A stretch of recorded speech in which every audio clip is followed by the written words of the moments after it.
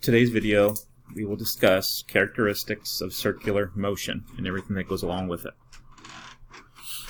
So, by definition, uniform circular motion is the motion of an object in a circle, but here's what's different about it, is that it has constant speed, or what we call uniform speed. Okay, so speed is constant. Now, average speed, as you hopefully recall, is distance over time. If we're traveling in a circle, that would be circumference over time. The circumference of a circle is 2 pi r, 2 pi times the radius. So the average speed in uniform circular motion would be 2 pi r over t, with t being the period or time to go around once in the circle. So we can find that pretty easy watching an object go in a circle, especially if we slow down video. So let's look at the different radii here. So we got a small radius, and then we got a lot bigger radius here, right? And this is the bulb and a wire, so we're really looking at light. But each bulb moves around the perimeter circle in the same amount of time. But the larger radius covers a larger distance. Therefore, it has a larger speed. So the closer you are to your point of rotation, the slower the object goes. And then as you get farther away, the faster it has to travel. And that's because, again, time, right? The time's the same for each of these. It's just that this one has to travel fast to cover a longer distance in the same amount of time. Now, velocity vector. So something goes around in a circle. Its inertia wants it to go in a straight line. Okay? So velocity vectors always go tangent to our circle, which is just a straight line off in the direction of motion. Okay? So the velocity vector is a tangent. Now, when we talk about acceleration, remember, acceleration is change in velocity over time. Change in velocity is going to be change in speed and or direction. So in the case of going in a circle, even though our speed is constant in uniform circular motion, we are always going to accelerate. Now, the direction of our acceleration vector, and you can see the math here, if we have VI and VF going in these two directions, and we go VI plus or minus VF, we get a triangle, but we get the direction of our change in velocity, our acceleration vector, to be that way. So we expect our acceleration vector to be this way. So towards the center. So our acceleration vectors are always pointed to the center. So you got velocity vectors at a tangent, but acceleration vectors are always going towards the center of the circle. So now a lot of reading here. You can pause this and read it. I'm going to go through a few things, and especially the underlying things. But an object moving in a circle is accelerating because it's moving. There's a change in velocity because of its change in direction. This acceleration is directed towards the center of the circle.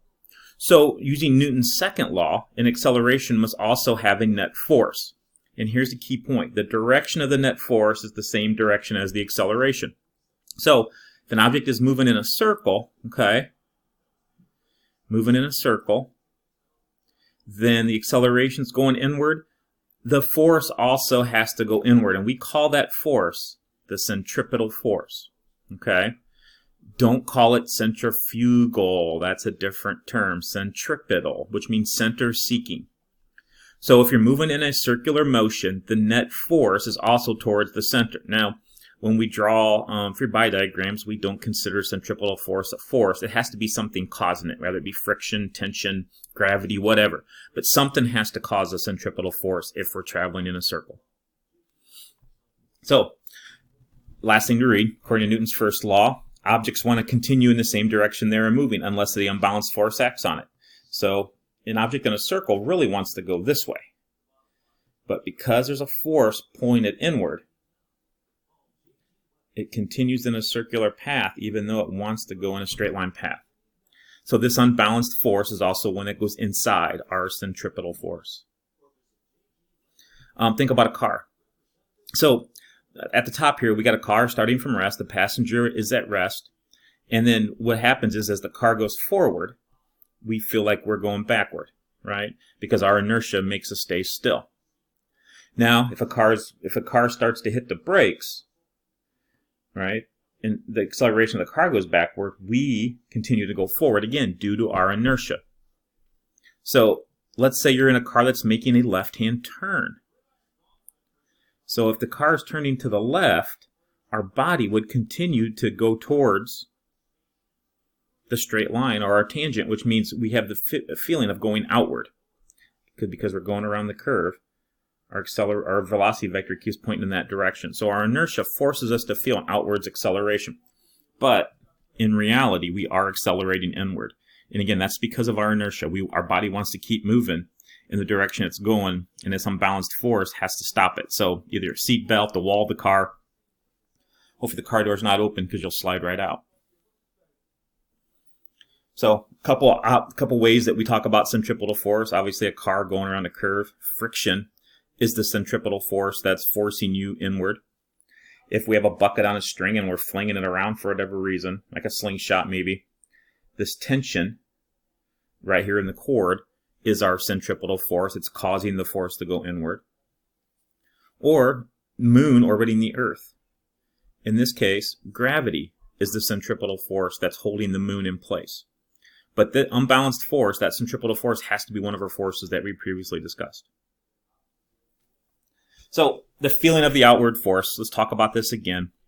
If you put a whiteboard, one of our portable whiteboards, and put a tennis ball on top, which you can try this in class, if you start to grab it on the side and start to turn it, the ball will take off and go in that direction. It will not stay on the board as long as you're going fast enough to get over friction.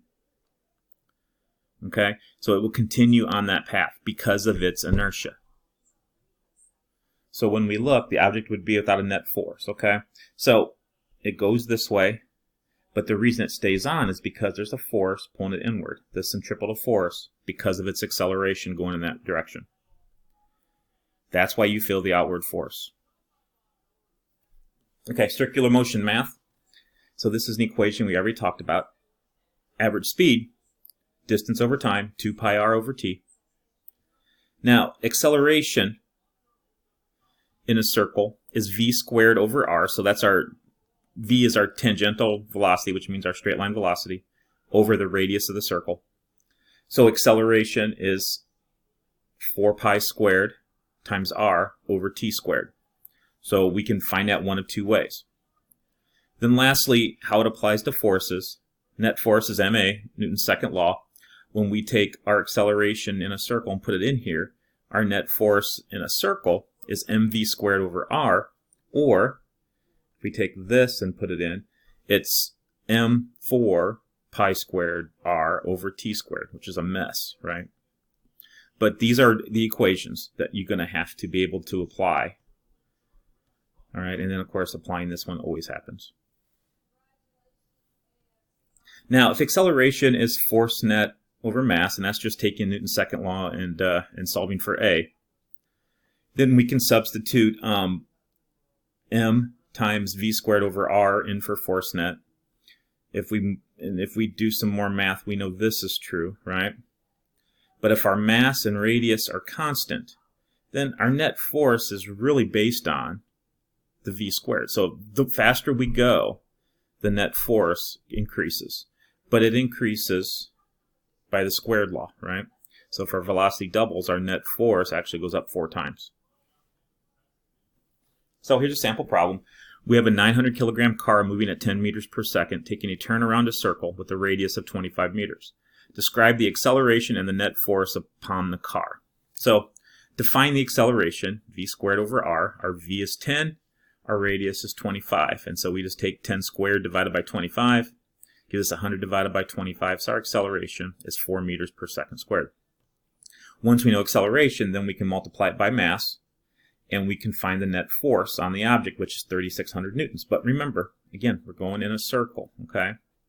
Which means that force is going inward. The 3,600 newton force is going inward. In fact, that force would be friction, if we were to have to name it.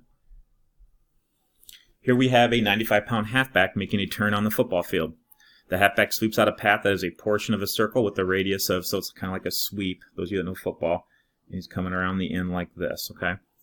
The radius of this circle that he's making is 12 meters.